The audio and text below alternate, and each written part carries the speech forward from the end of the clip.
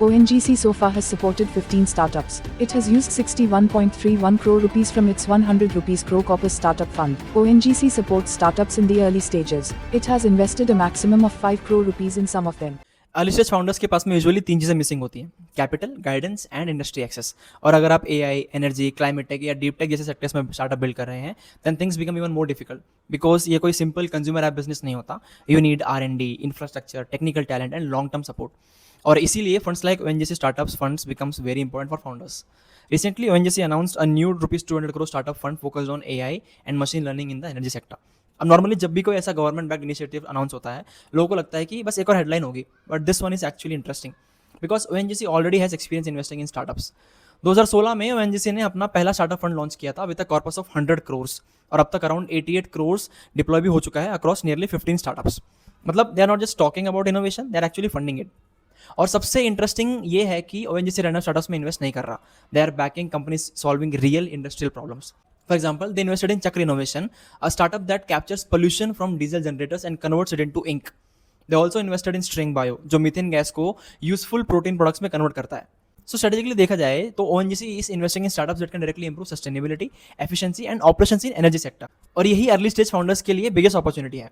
If you are building in AI, robotics, industrial automation, climate tech, predictive maintenance, green hydrogen, carbon tracking, or energy optimization, then funds like these can genuinely help you scale faster.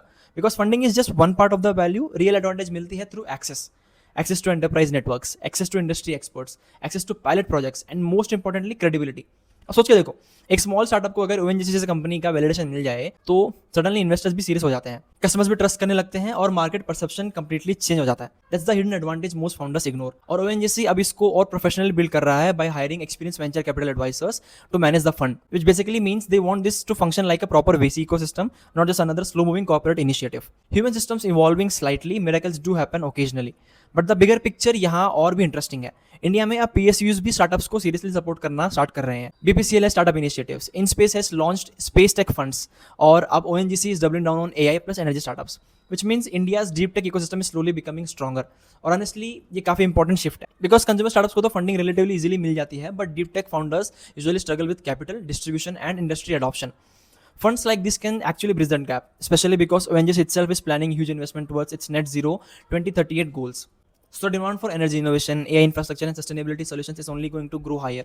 और smart founders usually identify these shifts early, because जब large industries aggressively invest करना शुरू करती हैं, opportunities भी वही create होती हैं. That is it for this video, and if you found it helpful, subscribe to this channel.